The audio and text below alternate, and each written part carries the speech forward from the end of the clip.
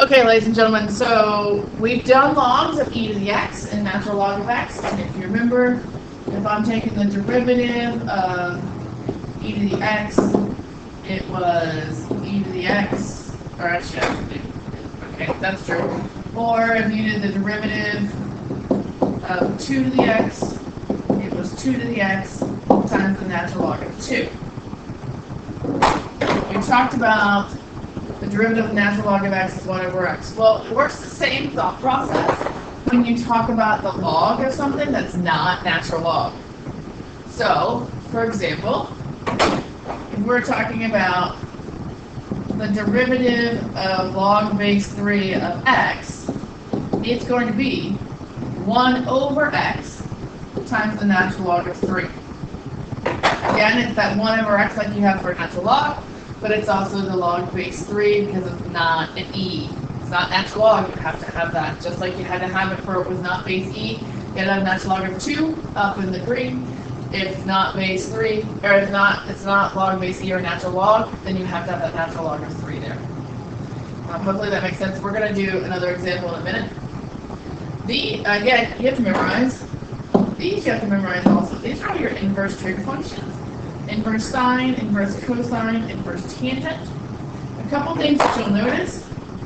That inverse sine and inverse cosine look exactly alike, except for cosine has a negative sign. S-I-G-N.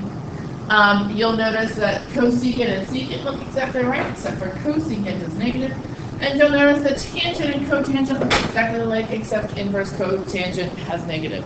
Again, the cos are negative. Just like they are for the other derivatives, the cos are negative. I don't know if yours shows purple now or not, but my board is having issues, so just deal.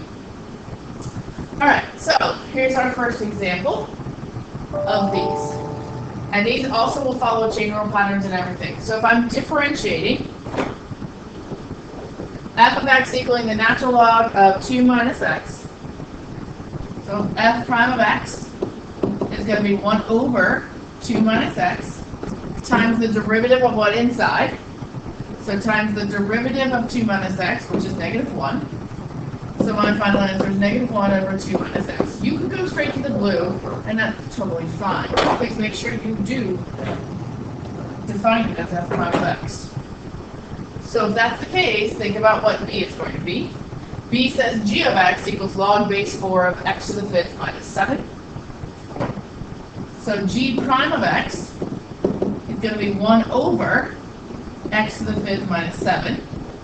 But because this is not natural log, times the natural log of 4, because that's the natural log of the base, times the derivative of the inside, 5x to the 4th. Or, my blue answer, 5x to the 4th, natural log of 4, parentheses, x to the 5th minus 7. Those parentheses do make a difference. Hopefully we're okay with that. So again, you can go straight to blue and skip the red. That's up to you. C is again the same thought process, and we talked about a couple of these last time. H prime of x says h of x equals 7 to the negative 2x. So h prime of x is going to be 7 to the negative 2x, because it's the base times itself, just like e to the x. But that's not an e, so natural log of 7. And the derivative of 2x is negative 2. Or, you could write this as negative 2, natural log of 7, times 7 to the negative 2x. By the way, that is the same thing as natural log of 1 over 49 times 7 to the negative 2x. The red is fine, the first blue is fine, the second blue is fine as well. Any of those three would give you full credit. Letter D is chain rule, because I've got an outside and an inside. The outside is the parentheses squared. The inverse is sine to the negative 1 of the parentheses.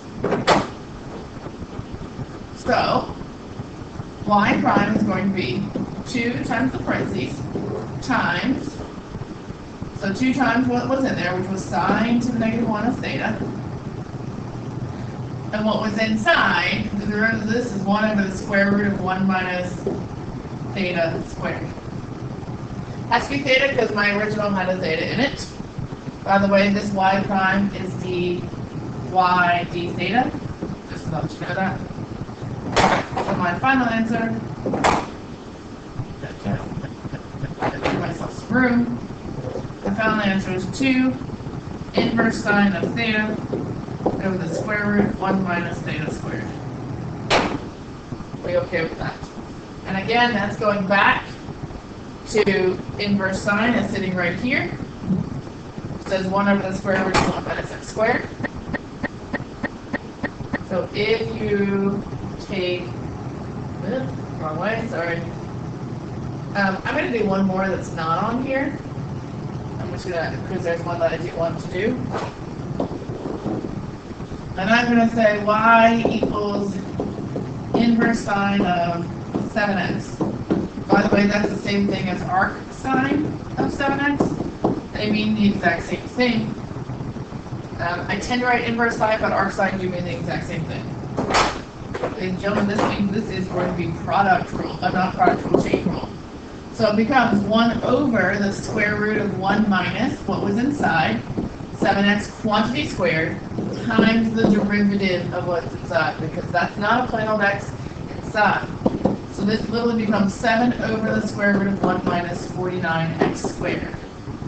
And I need you to recognize that this is chain rule again, because this is not a plain old x. Always do chain rule if it's not a plain old x. Alright. So example 2 says find me the second derivative. That's what that says. Find me the second derivative. So, first derivative, y prime equals first times the derivative of the second plus the second times the derivative of the first. Or 1 plus the natural log of x. Here's y prime. I simplified just to make it easier. Again, I tend to do first times the second because it's multiplication. Because it's addition, you can do derivative of the first times the second plus the second times the derivative of the first. It doesn't actually matter. But now I want to do the second derivative. Y double prime, which is just 1 over x, because the derivative of 1 is 0. By the way, that is the same thing as d squared y over dx squared. That means the second derivative. Literally what that means is second derivative. Alright. That's all I have to write. Okay. So now we're going to talk about inverse trig functions. A composition of functions, of inverse functions. And so this is really about finding derivatives of functions inside of functions. If you think about inverse functions, you remember inverse functions, there's something that you learned. You learned that f of g of x equals x. If they're inverse functions, meaning that g and f are inverses, so the x's and the y's can be switched around and they match. If they are inverse functions, if you stick one inside the other, you will get out x every single time. If you remember that, then this becomes easier to do. This says f to the negative 1 of prime, so the derivative of the inverse, is 1 over f prime of f to the negative 1 of x. Okay? Or better yet, we're going to say f of g of x equals x when g is the inverse of f, or g of x equals f to the negative 1 of x. Okay? So if I do composition, f of g of x equals x. Works to find the derivative of this. And you can memorize the formula. I never remember it. I don't remember it correctly. So I always do it this way. Get it done once, and it really sinks into you. So, chain rule. Derivative of the outside, f prime of x, or f prime of the parentheses, times the derivative of the inside, so g prime of x. Derivative of x is 1. This is, stays there. Well, we're going to solve for g prime because that is my inverse function. So g prime of x is 1 over f prime of g of x. And again, g of x is the inverse of f. So here's what I'm going to do.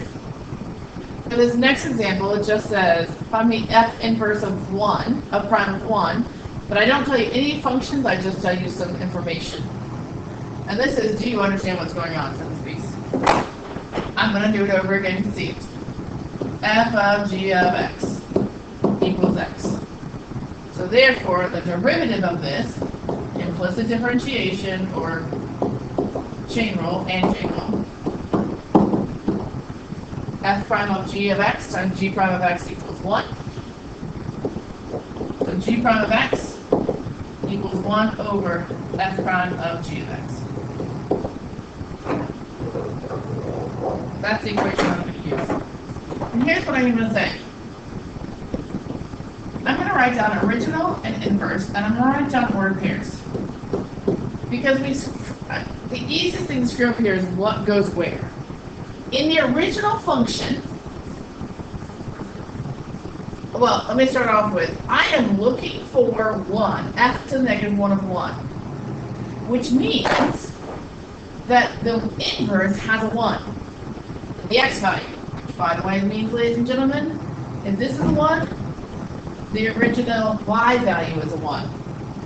If the original y value is 1, you can look over here and see f of 2 is 1. And f of 2 is 1, then over here, they flip places. So you're going to start off with finding the y value of the original function, to find the x value of the original function, to find the y value of the inverse function. The order pairs help, I think. So, g prime of 1 is going to be 1 over f prime of g of 1. G of 1 is 2 up in green. From the green up there. And now f prime of 2, that's just reading the problem. F prime of 2 is 3/4. Now you have 1 over 3/4, which you flip the fraction, and you get 4/3. And we're going to do this with some problems so that you can see how this works with actual problems rather than just the numbers. But again, I'm going to follow the exact same steps that I just did. Here we go. Find the derivative of the inverse function of f of x equaling x squared plus 2. So I had f of g of x equaling x. Oh, add x equals 6. I forgot about that. I'm going to g prime of x equals 1 over f prime of g of x. I'm just going to write that down. That's from before. And again, I derive it the first time, and I have it sitting there. And every time I do one of these, I derive it again and just put it there. I don't care how you do it. It's up to you. If you memorize it, if it makes sense to you memorize it, go for it. If it makes sense better to derive it, then derive it. I am doing this at x equals 6. So we are doing g prime of 6 equals 1 over f prime of g of 6. I'm going to go over here, and I'm going to write my original and my inverse, and I'm going to write order pairs. Because, ladies and gentlemen, the inverse has the x value of 6. If the inverse has the x value of 6, the original has the y value of 6. You have to find the original function, the original piece. So 6 equals x squared plus 2. 4 equals x squared. X equals plus or minus 2. So and we're going to just do, I just want you to take the positive one for today. So that means I'm going to take 2 and 2. And this 2 right here. So now this becomes 1 over f prime of 2. And now I have to find f prime of x. So I'm going to go over to the side. F prime of x equals 2x. F prime of 2 is 2 times 2, which is 4. 1/4. It is all about knowing the steps. Knowing what you know, knowing what you're looking for, and making sure you don't mix up inverses and originals. Find the derivative of the inverse of f of x equaling x cubed plus x plus 1 at x equals 11.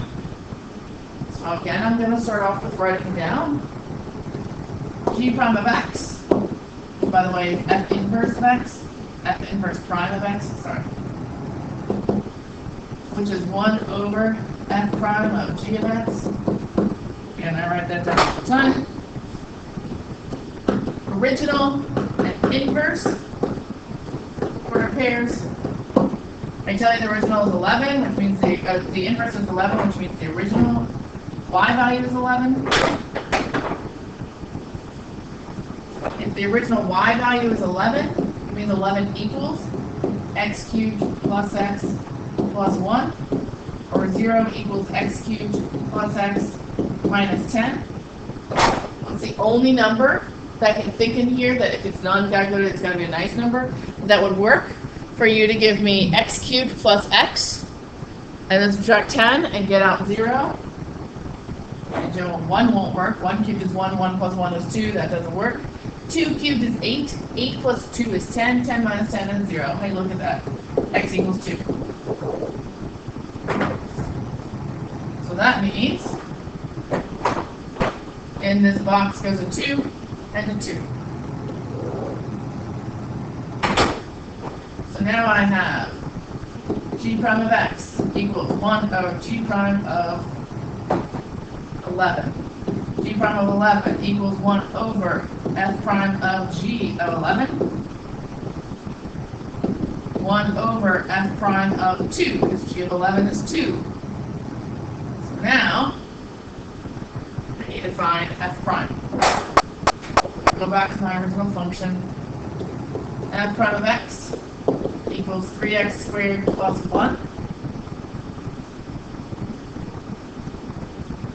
No, f prime of 2 is 3 times 2 squared plus 1, 4, 12, 13. 1 over 13. Again, if you literally just follow the steps every single time, it will work exactly the same way every single time. So, the next video is going to be on the indeterminate forms. And so, you're just going to click on the second video to do the next one. This is going to be L'Hopital's rule.